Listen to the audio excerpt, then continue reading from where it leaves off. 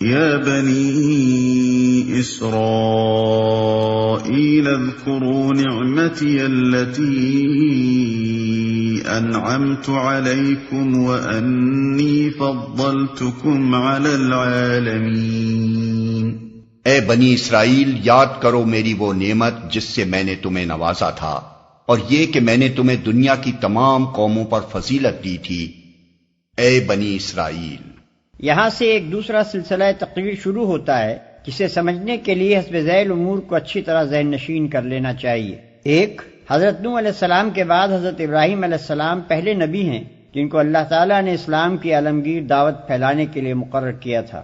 انہوں نے پہلے خود عراق سے مصر تک اور شام و فلسطین سے ریگستان عرب کے مختلف گوشوں تک برسوں گشت لگا کر اللہ کی اطاعت و فرما برداری یعنی اسلام کی طرف لوگوں کو دعوت دی۔ پھر اپنے اس مشن کی اشاعت کے لیے مختلف علاقوں میں خلیفہ مقرر کیے، شرق اردن میں اپنے بھتیجے حضرت لوط علیہ السلام کو، شام و فلسطین میں اپنے بیٹے حضرت اسحاق علیہ السلام کو، اور اندرون عرب میں اپنے بڑے بیٹے حضرت اسماعیل علیہ السلام کو مامور کیا۔ پھر اللہ تعالیٰ کے حکم سے مکے میں وہ گھر تعمیر کیا جس کا نام کعبہ ہے، اور اللہ ہی کے حکم سے وہ اس مشن کا مرکز قرار پایا۔ دو، حضرت ابراہیم علیہ السلام کی نسل سے دو بڑی شاخیں نکلی۔ ایک حضرت اسماعیل علیہ السلام کی اولاد جو عرب میں رہی، قریش اور عرب کے بعد دوسرے قبائل کا تعلق اسی شاخ سے تھا، اور جو عرب قبیلے نسلاً حضرت اسماعیل کی اولاد نہ تھے وہ بھی چونکہ ان کے پھیلائے ہوئے مذہب سے کم و بیش متاثر تھے، اس لیے وہ اپنا سلسلہ انہی سے جوڑتے تھے۔ دوسرے حضرت اسحاق علیہ السلام کی اولاد جن میں حضرات یعقوب علیہ السلام، یوسف علیہ السلام، موسیٰ علیہ السلام، داؤد علیہ السلام، سلیمان علیہ السلام، یحییٰ علیہ السلام، عیسیٰ علیہ السلام اور بہت سے انبیاء علیہ السلام پیدا ہوئے۔ اور جیسا کہ پہلے بیان کیا جا چکا ہے، حضرت یعقوب علیہ السلام کا نام چونکہ اسرائیل تھا اس لیے یہ نسل بنی اسرائیل کے نام سے مشہور ہوئی۔ ان کی تبلیغ سے جن دوسری قوموں نے ان کا دین قبول کیا، انہوں نے یا تو اپنی انفرادیت ہی ان کے اندر گم کر دی، یا وہ نسلاً تو ان سے الگ رہے مگر مذہباً ان کے متبع رہے۔ اسی شاخ میں جب پستی و تنزل کا دور آیا تو پہلے یہودیت پیدا ہوئی اور پھر عیسائیت نے جنم لیا۔ تین، حضرت ابراہیم کا اصل کام دنیا کو اللہ کی اطاعت کی طرف بلانا اور اللہ کی طرف سے آئی ہوئی ہدایت کے مطابق انسانوں کی انفرادی و اجتماعی زندگی کا نظام درست کرنا تھا۔ وہ خود اللہ کے مطیع تھے، اس کے دیے ہوئے علم کی پیروی کرتے تھے، دنیا میں اس علم کو پھیلاتے تھے اور کوشش کرتے تھے کہ سب انسان مالک کائنات کے مطیع ہو کر رہیں۔ یہی خدمت تھی جس کے لیے وہ دنیا کے امام و پیشوا بنائے گئے۔ ان کے بعد یہ امامت کا منصب ان کی نسل کی اس شاخ کو ملا جو حضرت اسحاق علیہ السلام اور حضرت یعقوب علیہ السلام سے چلی اور بنی اسرائیل کہلائی۔ اسی میں انبیاء پیدا ہوتے رہے، اسی کو راہ راست کا علم دیا گیا، اسی کے سپرد یہ خدمت کی گئی کہ اس راہ راست کی طرف اقوام عالم کی رہنمائی کرے، اور یہی وہ نعمت تھی جسے اللہ تعالیٰ بار بار اس نسل کے لوگوں کو یاد دلا رہا ہے۔ اس شاخ نے حضرت سلیمان علیہ السلام کے زمانے میں بیت المقدس کو اپنا مرکز قرار دیا، اس لیے جب تک یہ شاخ امامت کے منصب پر قائم رہی، بیت المقدس ہی دعوت اللہ کا مرکز اور خدا پرستوں کا قبلہ رہا۔ چار، پچھلے 10 رکوعوں میں اللہ تعالیٰ نے بنی اسرائیل کو خطاب کر کے ان کی تاریخی فرد قرارداد جرم اور ان کی وہ موجودہ حالت جو نزول قرآن کے وقت ہی بے کموکاست پیش کر دی ہے، اور ان کو بتا دیا ہے کہ تم ہماری اس نعمت کی انتہائی ناقدری کر چکے ہو جو ہم نے تمہیں دی تھی۔ تم نے صرف یہی نہیں کیا کہ منصب امامت کا حق ادا کرنا چھوڑ دیا، بلکہ خود بھی حق اور راستی سے پھر گئے، اور اب ایک نہایت قلیل عنصر صالح کے سوا تمہاری پوری امت میں کوئی صلاحیت باقی نہیں رہی ہے۔ 5، اس کے بعد اب انہیں بتایا جا رہا ہے کہ امامت ابراہیم علیہ السلام کے نطفے کی میراث نہیں ہے، بلکہ یہ اس سچی اطاعت و فرمانبرداری کا پھل ہے جس میں ہمارے اس بندے نے اپنی ہستی کو گم کر دیا تھا، اور اس کے مستحق صرف وہ لوگ ہیں جو ابراہیم علیہ السلام کے طریقے پر خود چلیں اور دنیا کو اس طریقے پر چلانے کی خدمت انجام دیں۔ کیونکہ تم اس طریقے سے ہٹ گئے ہو اور اس خدمت کی اہلیت پوری طرح کھو چکے ہو، لہذا تمہیں امامت کے منصب سے معزول کیا جاتا ہے۔ 6، ساتھ ہی اشاروں میں یہ بھی بتا دیا جاتا ہے کہ جو غیر اسرائیلی قومیں موسیٰ علیہ السلام اور عیسیٰ علیہ السلام کے واسطے سے حضرت ابراہیم علیہ السلام کے ساتھ اپنا تعلق جوڑتی ہیں، وہ بھی ابراہیمی طریقے سے ہٹی ہوئی ہیں۔ نیز مشرکین عرب بھی جو ابراہیم و اسماعیل علیہ السلام سے اپنے تعلق پر فخر کرتے ہیں، محض نسل و نسب کے فخر کو لیے بیٹھے ہیں، ورنہ ابراہیم و اسماعیل علیہ السلام کے طریقے سے اب ان کو دور کا واسطہ بھی نہیں رہا ہے، لہذا ان میں سے کوئی بھی امامت کا مستحق نہیں ہے۔ 7، پھر یہ بات ارشاد ہوتی ہے کہ اب ہم نے ابراہیم علیہ السلام کی دوسری شاخ بنی اسماعیل میں وہ رسول پیدا کیا ہے جس کے لیے ابراہیم علیہ السلام اور اسماعیل علیہ السلام نے دعا کی تھی۔ اس کا طریقہ وہی ہے جو ابراہیم علیہ السلام، اسماعیل علیہ السلام، اسحاق علیہ السلام، یعقوب علیہ السلام اور دوسرے تمام انبیاء کا تھا۔ وہ اور اس کے پیرو تمام ان پیغمبروں کی تصدیق کرتے ہیں جو دنیا میں خدا کی طرف سے آئے ہیں اور اسی راستے کی طرف دنیا کو بلاتے ہیں جس کی طرف سارے انبیاء دعوت دیتے چلے آئے ہیں۔ لہذا اب امامت کے مستحق صرف وہ لوگ ہیں جو اس رسول کی پیروی کریں۔ 8 تبدیل امامت کا اعلان ہونے کے ساتھ ہی قدرتی طور پر تحویل قبلہ کا اعلان ہونا بھی ضروری تھا۔ جب تک بنی اسرائیل کی امامت کا دور تھا، بیت المقدس مرکز دعوت رہا اور وہی قبلہ اہل حق بھی رہا۔ خود نبی عربی صلی اللہ علیہ وسلم اور آپ کے پیرو بھی اس وقت تک بیت المقدس ہی کو قبلہ بنائے رہے، مگر جب بنی اسرائیل اس منصب سے باضابطہ معزول کر دیے گئے تو بیت المقدس کی مرکزیت آپ سے آپ ختم ہو گئی۔ لہذا اعلان کیا گیا کہ اب وہ مقام دین الہی کا مرکز ہے جہاں سے اس رسول کی دعوت کا ظہور ہوا ہے، اور چونکہ ابتدا میں ابراہیم علیہ السلام کی دعوت کا مرکز بھی یہی مقام تھا، اس لیے اہل کتاب اور مشرکین کسی کے لیے بھی یہ تسلیم کرنے کے سوا چارہ نہیں ہے کہ قبلہ ہونے کا زیادہ حق کعبے ہی کو پہنچتا ہے۔ ہٹ دھرمی کی بات دوسری ہے کہ وہ حق وقت جانتے ہوئے بھی اعتراض کیے چلے جائیں۔ 9 امت محمد صلی اللہ علیہ وسلم کی امامت اور کعبے کی مرکزیت کا اعلان کرنے کے بعد ہی اللہ تعالیٰ نے 19ویں رکوع سے آخر سورہ بقرہ تک مسلسل اس امت کو وہ ہدایات دی ہیں جن پر اسے عمل پیرا ہونا چاہیے۔ وَاتَّقُوا يَوْمًا لَا تَجْزِي نَفْسٌ عَن نَفْسٍ شَيْئًا وَلَا يُقْبَلُ مِنْهَا عَدْلٌ وَلَا تَنفَعُهَا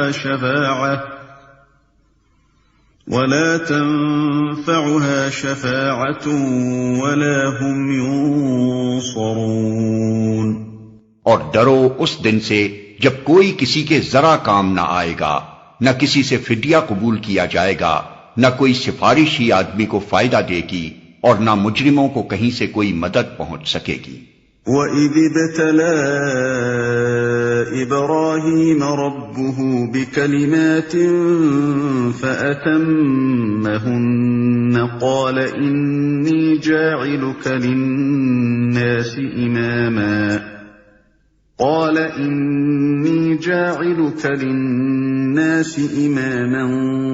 قَالَ وَمِن ذُرِّيَّتِي قَالَ لَا يَنَالُ عَهْدِ الظَّالِمِينَ۔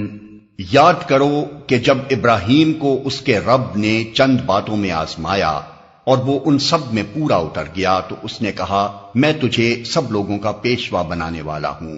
ابراہیم نے عرض کیا، اور کیا میری اولاد سے بھی یہی وعدہ ہے؟ اس نے جواب دیا، میرا وعدہ ظالموں سے متعلق نہیں ہے۔ یاد کرو کہ جب ابراہیم کو اس کے رب نے چند باتوں میں آزمایا۔ قرآن میں مختلف مقامات پر ان تمام سخت آزمائشوں کی تفصیل بیان ہوئی ہے جس سے گزر کر حضرت ابراہیم علیہ السلام نے اپنے آپ کو اس بات کا اہل ثابت کیا تھا کہ انہیں بنی نوع انسان کا امام اور رہنما بنایا جائے۔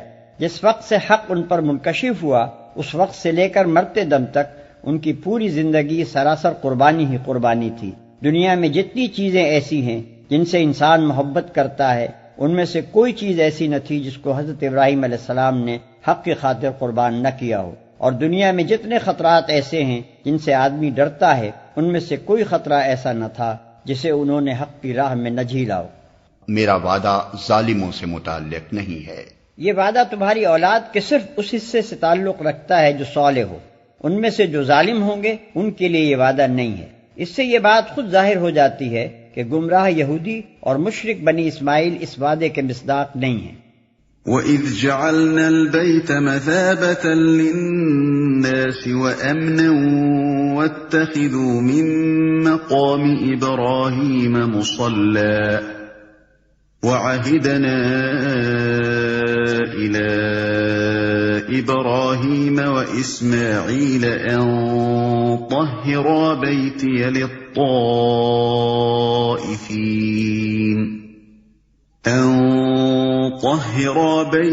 لِلطَّائِفِينَ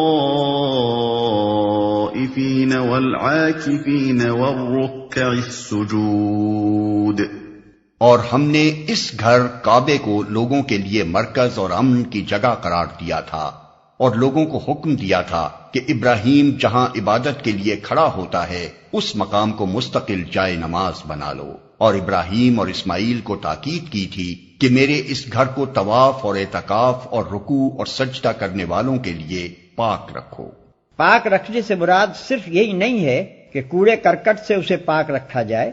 خدا کے گھر کی اصل پاکی یہ ہے کہ اس میں خدا کے سوا کسی کا نام بلند نہ ہو۔ جس نے خانہ خدا میں خدا کے سوا کسی دوسرے کو مالک، معبود، حاجت روا اور فریاد رس کی حیثیت سے پکارا، اس نے حقیقت میں اسے گندہ کر دیا۔ یہ آیت ایک نہایت لطیف طریقے سے مشرکین قریش کے جرم کی طرف اشارہ کر رہی ہے کہ یہ ظالم لوگ ابراہیم علیہ السلام اور اسماعیل علیہ السلام کے وارث ہونے پر فخر تو کرتے ہیں، مگر وراثت کا حق ادا کرنے کے بجائے الٹا اس حق کو پامال کر رہے ہیں۔ لہذا جو وعدہ ابراہیم علیہ السلام سے کیا گیا تھا اس سے جس طرح بنی اسرائیل مستثنا ہو گئے ہیں، اسی طرح یہ مشرک بنی اسرائیل بھی اس سے مستثنا ہے۔ وَإِذْ قَالَ إِبْرَاهِيمُ رَبِّ اجْعَلْ هَٰذَا بَلَدًا آمِنًا وَارْزُقْ أَهْلَهُ مِنَ الثَّمَرَاتِ مَنْ آمَنَ مِنْهُم بِاللَّهِ وَالْيَوْمِ الْآخِرِ قَالَ وَمَن كَفَرَ فَأُمَتِّعُهُ قَلِيلًا ثُمَّ أَضْطَرُّهُ إِلَىٰ عَذَابِ النَّارِ وَبِئْسَ الْمَصِيرُ۔ اور یہ کہ ابراہیم نے دعا کی، اے میرے رب اس شہر کو امن کا شہر بنا دے اور اس کے باشندوں میں سے جو اللہ اور آخرت کو مانے انہیں ہر قسم کے پھلوں کا رزق دے۔ جواب میں اس کے رب نے فرمایا، اور جو نہ مانے گا دنیا کی چند روزہ زندگی کا سامان تو میں اسے بھی دوں گا، مگر آخر کار اسے عذاب جہنم کی طرف گھسیٹوں گا، اور وہ بدترین ٹھکانہ ہے۔ دنیا کی چند روزہ زندگی کا سامان تو میں اسے بھی دوں گا۔ حضرت ابراہیم علیہ السلام نے جب منصب امامت کے متعلق پوچھا تھا تو ارشاد ہوا تھا کہ اس منصب کا وعدہ تمہاری اولاد کے صرف مومن و صالح لوگوں کے لیے ہے، ظالم اس سے مستثنا ہے۔ اس کے بعد حضرت ابراہیم علیہ السلام رزق کے لیے دعا کرنے لگے، تو سابق فرمان کو پیش نظر رکھ کر انہوں نے صرف اپنی مومن اولاد ہی کے لیے دعا کی، مگر اللہ تعالیٰ نے جواب میں اس غلط فہمی کو فوراً رفع فرما دیا اور انہیں بتایا کہ امامت صالحہ اور چیز ہے اور رزق دنیا دوسری چیز۔ امامت صالحہ صرف مومنین صالحین کو ملے گی، مگر رزق دنیا مومن و کافر سب کو دیا جائے گا۔ اس سے یہ بات خود بخود نکل آئی کہ اگر کسی کو رزق دنیا فراوانی کے ساتھ مل رہا ہو تو وہ اس غلط فہمی میں نہ پڑے کہ اللہ اس سے راضی بھی ہے اور وہی خدا کی طرف سے پیشوائی کا مستحق بھی ہے۔ وَإِذْ يَرْفَعُ إِبْرَاهِيمُ الْقَوَاعِدَ مِنَ الْبَيْتِ وَإِسْمَاعِيلُ رَبَّنَا تَقَبَّلْ مِنَّا إِنَّكَ أَنتَ السَّمِيعُ الْعَلِيمُ۔ اور یاد کرو ابراہیم اور اسماعیل جب اس گھر کی دیواریں اٹھا رہے تھے تو دعا کرتے جاتے تھے، اے ہمارے رب ہم سے یہ خدمت قبول فرما لے، تو سب کی سننے اور سب کچھ جاننے والا ہے۔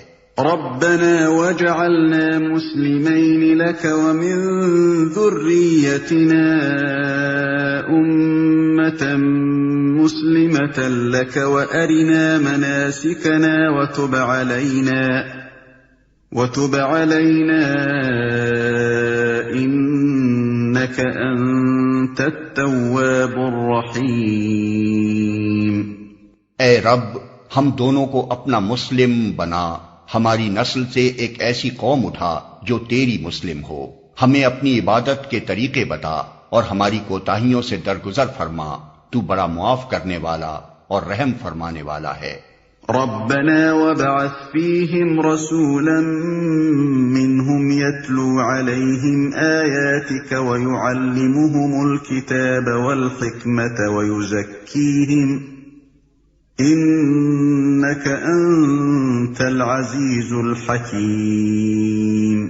اور اے رب ان لوگوں میں خود انہی کی قوم سے ایک ایسا رسول اٹھائیو جو انہیں تیری آیات سنائے، ان کو کتاب اور حکمت کی تعلیم دے اور ان کی زندگیاں سنوارے، تو بڑا مقتدر اور حکیم ہے۔